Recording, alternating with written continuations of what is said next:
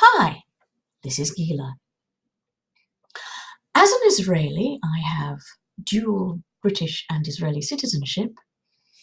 I want to talk about the deal of the century, supposed to bring peace and prosperity to Israeli Jews and Arabs living in Judea and Samaria, also known as the West Bank. Sadly, the real issue has never been land in itself. It's the refusal by many Arab Muslims to accept any Jews ruling any part of their ancestral homeland, however small. Muslims ruled the Jewish homeland for many centuries, with the remnant of its indigenous Jewish people, as well as Christians living there, reduced to deliberately humiliated and oppressed third-class dhimmis with far fewer rights than Muslims. Under Jewish rule, all Israeli citizens, including Arab Muslims, have equal rights to social and medical services, to vote, to university education, religious expression, and far better human rights than anywhere else in the Middle East. As for Judea and Samaria, these are actually the Jewish heartlands. Indeed, Jews derive their very name from Judea, the land where the tribe of Judah lived, which the Romans renamed Palestine after the then already extinct European non-Semitic Philistines, who were enemies of the Jewish people living along Israel's western seaboard in ancient times, and who had no connection whatsoever with modern Arabs, who actually only started calling themselves Palestinian in the last 60 or 70 years or so. Before that, actually only Jews did. Although there are significant advances in the US recognition of the far longer Jewish connection to Israel than any Arab one, in the end giving up any of the Jewish homeland in Judea and Samaria is actually deeply problematic from a religious Jewish understanding. But I don't think that's ever going to happen, because any deal that is even remotely fair to Israeli Jews is never going to be accepted by many Arab Muslims, still dedicated to destroying Israel completely. What perhaps it does mean is that Israel is likely to annex those various small parts of Judea and Samaria where Jewish communities are presently situated, something that is actually long overdue.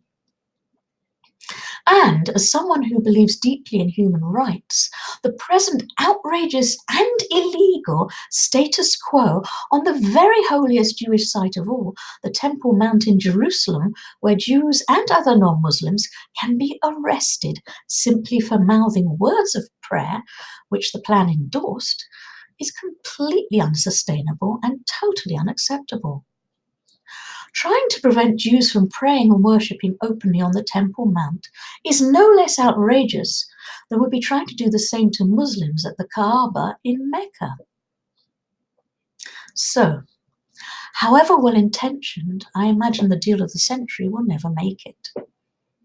And although, of course, it's up to you what you believe in with regard to religion, and although beliefs such as those of fundamentalists who take the political parts of Islamic ideology far too seriously with regard to the treatment of non-Muslims do sadly tend to have rather detrimental effects for everyone concerned, for most people, it is surely more important what you do in life rather than what you believe in. It doesn't matter how many high ideals you have. If you're busy going around hurting or stealing from other people, you are not on a good path. If you believe that the whole amazing universe in which we live does not ultimately come from the will of any creator, or that the world is run by pink aliens or Jedi Knights, but nevertheless you are living a life trying to help other people and to leave the world a better place than the one you found it, you are on a good path. However, Israel, which includes the heartlands of Judea and Samaria, is not like any other country on the planet. It truly is the Holy Land. Open miracles really do happen here. I've had some happen to me personally as well. Everyone who comes here with any kind of religious or spiritual sense, however little, usually feels more whole in Israel and closer to the Creator. And God made clear to Abraham and his Jewish descendants thousands of years ago whom he wanted to live here, the Jewish people. There are dire warnings in the Torah of what would happen to the Jewish people if they failed to keep the commandments the Creator gave them. That the Jewish people would be dispersed among the nations and would never be truly at peace there. Prophecies that the land would only flourish when Jews returned home, and were the majority of people living here again, which are being fulfilled before our eyes. Only some 150 years ago or so, Mark Twain famously described the desolation and very sparsely populated land he found in Israel. But today, not only does Israel produce many succulent fruits and vegetables, but it is also becoming one of the world's leading technological powerhouses. And with a population of only some 9 million people, that is truly remarkable. I don't believe there's any solution to the problem of Arabs refusing to accept the legitimacy of the Jewish people's claim to their one and only tiny land of Israel until or unless there is a real change of heart and understanding among Arab Muslims. Or, much worse for everyone concerned, a devastating war in which ultimately the Creator has promised the Jewish people that the miracles which will save us will be even more dramatic than they were at the time of the Exodus from Egypt. If you think that the last part of my talk is not entirely realistic or even believable, that's up to you.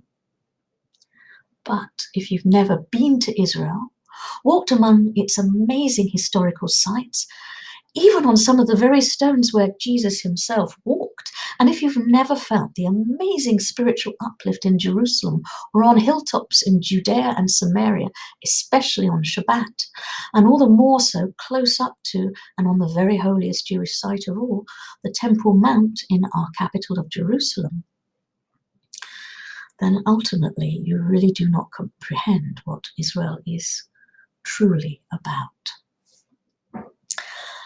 Thank you so much for listening. Have a great day, have a great weekend coming up. And if you haven't visited Israel, it's really worth coming here. Thank you. Goodbye.